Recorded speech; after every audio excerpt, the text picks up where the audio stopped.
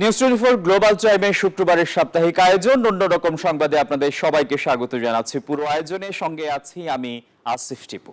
পেরুর প্রত্নতাত্ত্বিক জগতে আলোড়ন সৃষ্টি করেছে নতুন এক আবিষ্কার। দেশটির উপকূলীয় প্রত্নস্থল আসপেরোতে প্রায় ৫,০০০ বছরের পুরনো এক মহিলার দেহাবশেষ খুঁজে পেয়েছেন প্রত্নতাত্ত্বিকরা। এই আবিষ্কার আমেরিকার অন্যতম প্রাচীন সভ্যতা কারাল সভ্যতার অজানা দিক উন্মোচন করবে, এমনটাই আশা করা হচ্ছে। আসপেরো, যা প্রাচীন কারাল সভ্যতার একটি গুরুত্বপূর্ণ কেন্দ্র ছিল, সেখানেই এই নারীর সমাধি আবিষ্কৃত হয়েছে। দেহাবশেষটি প্রায় ৫,০০০ বছরের পুরনো, অর্থাৎ এটি খ্রিস্টপূর্ব ৩,০০০ অব্দের সময়কার। মনে করা হচ্ছে মৃত্যুর সময় ওই নারীর বয়স ২০ থেকে ৩৫ বছরের মধ্যে ছিল। বিশেষজ্ঞরা বলছেন, এই আবিষ্কার তৎকালীন সমাজে নারীর ভূমিকা এবং কারাল সভ্যতার সামাজিক স্তরবিন্যাস সম্পর্কে নতুন করে ধারণা দিচ্ছে, যা প্রমাণ করে যে আমেরিকার প্রাচীনতম সভ্যতাগুলোর বিকাশের শুরু থেকেই সমাজে জটিল কাঠামো এবং লিঙ্গ নির্বিশেষে সামাজিক মর্যাদা বিদ্যমান ছিল। এই প্রাচীন নারীর দেহাবশেষ শুধু পেরু নয়, সমগ্র আমেরিকার প্রাচীন ইতিহাস বোঝার ক্ষেত্রে একটি অত্যন্ত মূল্যবান সংযোজন। এই আবিষ্কার নিয়ে আরও গবেষণা চালিয়ে যাচ্ছেন প্রত্নতাত্ত্বিকরা। নিবিড় আমিন, নিউজ 24। বিশ্বজুড়ে এখন কৃত্রিম প্রযুক্তি আর যন্ত্রমানবদের জয় জয়কার। তবে ম্যারাথনে সেই যন্ত্রমানব তথা রোবটকে হারিয়ে দিয়েছেন রক্ত মাংসের একজন মানুষ। শনিবার চীনের রাজধানী বেইজিং এ হাফ ম্যারাথনে ঘটেছে এ ঘটনা, যা দেখতে ভিড় করেন দর্শনার্থীরা। ইতিহাসে প্রথমবারের মতো হাজার মানুষের সঙ্গে ম্যারাথনে অংশ নিয়ে পা মিলিয়ে এগিয়ে চলল রোবট। একটি দুটি নয়, ২ ডজনের মতো রোবট অংশ নিয়েছিল ওই ম্যারাথনে। চীনের রাজধানী বেজিং এর রাস্তায় এমন অভিনব দৃশ্যের দেখা মেলে। ২১ কিলোমিটার দীর্ঘ ওই দৌড় অনুষ্ঠিত হয় রাজধানী বেইজিং এর হাইটেক শিল্পাঞ্চল ই টাউন এলাকায়। প্রতিযোগিতায় কিছু রোবট স্বয়ংক্রিয়ভাবে নিজেই দৌড়েছে, আবার কিছু পরিচালিত হয়েছে প্রকৌশলীদের রিমোট নিয়ন্ত্রণে, যদিও মানুষ ও রোবটের জন্য আলাদা ট্র্যাক নির্ধারিত ছিল, যার মূল লক্ষ্য ছিল বাস্তব পরিবেশে ২ পায়ে চলা রোবটগুলোর সক্ষমতা যাচাই করা। মানুষের কাছে এটি হয়তো ছোট এক কদম মনে হতে পারে, কিন্তু হিউম্যানয়েড রোবটের জন্য এটি বিশাল এক অগ্রগতি। এই আয়োজন রোবট শিল্পায়নের পথে আরেকটি মাইলফলক ছুঁয়ে দিয়েছে। তবে চূড়ান্ত বিজয় পায়নি রোবট। রোবট দৌড়বিদ তিয়ানগং আলট্রা ২ ঘন্টা ৪০ মিনিট সময় নিয়েছে, আর তার ১ ঘন্টা আগেই মানুষের মধ্যে বিজয়ী দৌড়বিদ নির্দিষ্ট লক্ষ্যে পৌঁছে যান। আসমাতুলি, নিউজ 24। ঘুড়ির ডানায় ভর করে রঙে রঙে রাঙানো আকাশ। চীনের উইংফাং শহরে চলছে বিশ্বের সবচেয়ে বড় ঘুড়ি উৎসব। বর্ণিল ঘুড়ির ভিড়ে আকাশে লেগেছে উৎসবের ঝলক। শত শত ঘুড়ি আর বিভিন্ন জাতির মিলন মেলায় একসাথে ধরা দিচ্ছে সংস্কৃতি, ঐতিহ্য আর আনন্দের ছোঁয়া। চীনের শানডং প্রদেশের ওয়িংফাং শহর এখন রঙিন ক্যানভাসে রূপ নিয়েছে, যেখানে আকাশে উঠছে অসংখ্য ঘুড়ি, বাঘ, হাঙর, হাতি, এমনকি কাল্পনিক প্রাণীও। উৎসবের সবচেয়ে বড় আকর্ষণ হলো একটি দৈত্যাকৃতির ঘুড়ি, যার দৈর্ঘ্য ৩০ মিটার বা ৯৮ ফুট। এর বিশাল উপস্থিতি মুগ্ধ করেছে হাজারো দর্শককে। বিদেশি অংশগ্রহণকারীরা চীনা সংস্কৃতির পাশাপাশি নিজেদের ঐতিহ্য তুলে ধরছেন। ওয়েংফাং এর আকাশে ঘুড়িগুলো শুধু উড়ছেই না, তারা ছড়িয়ে দিচ্ছে রং, আনন্দ, সংস্কৃতি ও ঐতিহ্যের বার্তা।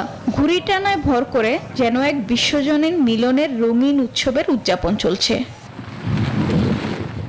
ওয়েংফাং শহরের এই ঘুড়ি উৎসব প্রায় ২৫০০ বছরের পুরনো ঐতিহ্য।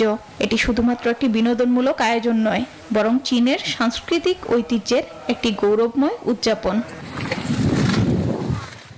সামন্ত মিজান, নিউজ 24। নিজের প্রিয় ইউরেশিয়ান কার্লিও পাখির মতো পোশাকে যুক্তরাজ্যের নিডারডেল ওয়ে রুটে হেঁটে বিলুপ্ত প্রায় প্রজাতির বিষয়ে সচেতনতা বাড়ালেন ম্যাট ট্রেভেলিয়ান। গেল সোমবার বিশ্ব কার্লিও দিবস উপলক্ষে হাঁটা সম্পন্ন করেন ৪৬ বছর বয়সী এই পাখি প্রেমী। তার অভিযানটি ছিল প্রকৃতি রক্ষায় একটি অনন্য প্রচেষ্টা, যাতে সাধারণ মানুষকে প্রকৃতির সঠিকভাবে ব্যবহার এবং সংরক্ষণে অনুপ্রাণিত করা যায়। তার নিজের হাতে তৈরি পোশাকটি 3 গজ লম্বা, তৈরি হয়েছে বাঁশ, মসলিন ও পলিস্টাইরিন দিয়ে। ম্যাট জানান, কার্লিও পাখিটি তার প্রিয় এবং তিনি দুঃখিত যে প্রজাতিটির সংখ্যা ব্যাপকভাবে কমে গেছে। পাখিটি হারিয়ে ফেললে ব্রিটিশ বন্যপ্রাণী এবং সংস্কৃতির একটি গুরুত্বপূর্ণ অংশ হারাবে বলেই মনে করেন তিনি। তামার শিল্পে প্রাচীন মিশরীয় শিল্পীরা অসাধারণ দক্ষতা অর্জন করেছিলেন। নতুন প্রযুক্তি, আধুনিক যন্ত্রপাতি আর দ্রুত উৎপাদনের চাপে হারিয়ে যাচ্ছে এই ধৈর্যের কারুশিল্পটি। উন্নত পদ্ধতির উত্থানের সাথে সাথে বিরল এই শিল্পটি শেখার আগ্রহী কাউকে খুঁজে পাওয়া যাচ্ছে না। তামার শিল্পে প্রাচীন মিশরীয় শিল্পীরা একসময় অসাধারণ দক্ষতার নিদর্শন রেখে গেছেন। এটা হারিয়ে ফেললে আর ফিরিয়ে আনা যাবে না মত সংশ্লিষ্টদের। পুরাতন কায়রোর এক সরু গলিতে হাতুড়ি আর ছেনির শব্দ এখন আর আগের মতো শোনা যায় না। এই নিঃশব্দ কারিগর হয়তো শেষ কয়েকজনের একজন, যিনি এখনো হাতের ছোঁয়ায় শিল্প তৈরি করছেন। সময় বলে দিবে তার মতো কেউ আর থাকবেন কিনা। সময়ের সঙ্গে সঙ্গে সেই কায়রোর ঐতিহ্য হারিয়ে যাচ্ছে। যদি কেউ না শেখে তাহলে এই শিল্প মরে যাবে, আর এটা খুব দুঃখজনক হবে। হস্ত নির্মিত তামার খোদাইকে ঐতিহাসিক কায়রোর প্রাচীনতম পেশাগুলোর মধ্যে একটি হিসেবে বিবেচনা করা হয়। তবে উন্নত পদ্ধতির উত্থানের সাথে সাথে এটি শেখার আগ্রহ কমে যাচ্ছে, জানান মিশরীয় তামার কারিগরেরা। তামার থালার ওপর সূক্ষ্ম খোদাই করা কাজটি সবচেয়ে বড় চ্যালেঞ্জ। সমস্যা হলো একজন আগ্রহী শিক্ষার্থী খুঁজে পাওয়া যাচ্ছে না, যিনি ধৈর্য নিয়ে এই শিল্প শিখতে চাইবেন। কালের স্রোতে কায়রোর ঐতিহ্য হারিয়ে যাচ্ছে। প্রাচীন মিশরীয় শিল্পরা একসময় অসাধারণ দক্ষতায় তাদের খোদাই করা থালা, বাসন আর শিল্পকর্ম আজও ইতিহাসে সাক্ষী হয়ে রয়েছে। সময় বলে দিবে এই শিল্পে আর কেউ থাকবেন কিনা। চন্দ্রা, নিউজ 24। কান চলচ্চিত্র উৎসবের পোস্টারে এবারই প্রথম জোড়া অফিসিয়াল পোস্টার প্রকাশ করেছে আয়োজকরা। এতে স্থান পেয়েছে 2 নারী পুরুষের আলিঙ্গনের মুহূর্ত। কর্তৃপক্ষ জানায়, পোস্টার দুটির মাধ্যমে 2 প্রয়াত ফরাসি তারকা আনুক এমে ও লুই ত্রাতিনোর প্রতি শ্রদ্ধা জানানো হয়েছে।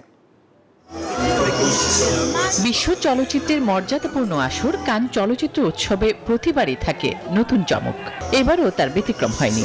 ৭৮তম আসরের জন্য প্রথমবারের মতো ডুয়েট অফিসিয়াল পোস্টার প্রকাশ করেছে কর্তৃপক্ষ। পোস্টার দুটিতে ফুটে উঠেছে 1966 সালের বিখ্যাত ফরাসি ছবি আ ম্যান অ্যান্ড আ ওম্যানের এক দৃশ্য। কর্তৃপক্ষ জানায়, এই পোস্টারের মাধ্যমে প্রয়াত ওই 2 কিংবদন্তি শিল্পীকে শ্রদ্ধা জানানো হয়েছে। ৭৮তম কান চলচ্চিত্র উৎসবের পর্দা উঠবে আগামী 13 মে, চলবে 24 মে পর্যন্ত। আর ভেন্যু সেই ফ্রান্সের দক্ষিণ উপকূলে ভূমধ্যসাগরের তীরে। আসমাতুলি, নিউজ 24। ভাবুন তো, প্রতি সপ্তাহে অফিস করতে হবে মাত্র 1 দিন, বাকি 6 দিন শুধুই বিশ্রাম। শুনলে অলীক কল্পনা মনে হতে পারে, কিন্তু এমন চাকরিও বাস্তবে আছে। এমন বাস্তবতায় স্থায়ীভাবে কর্মঘণ্টা কমানোর কথাও ভাবছে অনেকে। বিশ্বে যখন কাজ ও বিশ্রামের ভারসাম্য খুঁজছে, তখন অনেক দেশ 4 দিনের অফিস ও 3 দিনের ছুটি সংস্কৃতি চালু করে ইতিবাচক ফল পাচ্ছে। কর্মীদের উৎপাদনশীলতা বেড়েছে, মানসিক চাপ কমেছে, এমন দাবি দেশগুলোর। তবে এরই মধ্যে একটি দেশ নজির গড়েছে একেবারে ভিন্ন এক পথে। সপ্তাহে মাত্র 1 দিন কাজ। সিএনবিসির এক প্রতিবেদনে উঠে এসেছে অবাক করা এক তথ্য। প্রশান্ত মহাসাগরের ছোট দ্বীপরাষ্ট্র ভানুয়াতুতে গড়ে একজন মানুষ সপ্তাহে মাত্র 24.7 ঘন্টা কাজ করেন। হিসাব মিলিয়ে দেখা যায় এটি কার্যত সপ্তাহে মাত্র 1 দিনের কর্মঘণ্টার সমান। দ্বীপরাষ্ট্র ভানুয়াতুর কর্মসংস্কৃতির পেছনে রয়েছে তাদের জীবনের প্রতি গভীর দর্শন। এই দেশের মানুষ কাজের চেয়ে বেশি গুরুত্ব দেয় ব্যক্তিগত সুখ, পারিবারিক সময় এবং সামাজিক সম্প্রীতিকে। তারা মনে করে কাজের চাপে পিষ্ট হয়ে নয়, জীবনের স্বাভাবিক গতির সঙ্গে মানিয়ে নিয়েই কাজ করা উচিত। অন্যদিকে আন্তর্জাতিক শ্রম সংস্থার এক জরিপ বলছে দক্ষিণ এশিয়ার দেশগুলোতে এখনো বিপরীত চিত্র। ভুটানে 61% কর্মজীবী সপ্তাহে 49 ঘন্টারও বেশি কাজ করেন, ভারতে 51%, বাংলাদেশে 47% এবং পাকিস্তানে 40% কর্মজীবী দীর্ঘ সময় কাজ করেন, যা তাদের মানসিক ও শারীরিক স্বাস্থ্যে নেতিবাচক প্রভাব ফেলছে। বিশেষজ্ঞরা বলছেন কর্মঘণ্টার মানেই কম উৎপাদনশীলতা নয়, বরং কর্মীদের শারীরিক ও মানসিক স্বাস্থ্য ভালো থাকলে দীর্ঘমেয়াদে তাদের কর্মদক্ষতা ও উদ্ভাবনী ক্ষমতা বাড়ে। চন্দ্রানী চন্দ্রা, নিউজ 24। হাজারের বেশি মিনিয়ন সামগ্রী সংগ্রহের জন্য গিনেস ওয়ার্ল্ড রেকর্ডসে স্বীকৃতি পেয়েছেন অস্ট্রেলিয়ার নারী। বেনিক জানায় সিনেমা দেখে তিনি এই কাজে অনুপ্রাণিত হয়েছেন। তার বিভিন্ন সংগ্রহের মধ্যে রয়েছে পোস্টার, খেলনা, ফিগার, চাবির রিং, পোশাক, এমনকি একটি স্টুয়ার্ট মিনিয়নের ট্যাটুও রয়েছে তার সংগ্রহে। তার সংগ্রহ এখানেই থেমে থাকেনি, নতুন কিছু পেলেই ঝুঁকে পড়েন তা নিজের করে নিতে।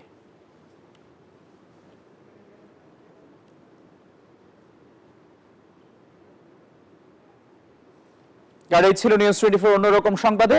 সবাইকে ধন্যবাদ।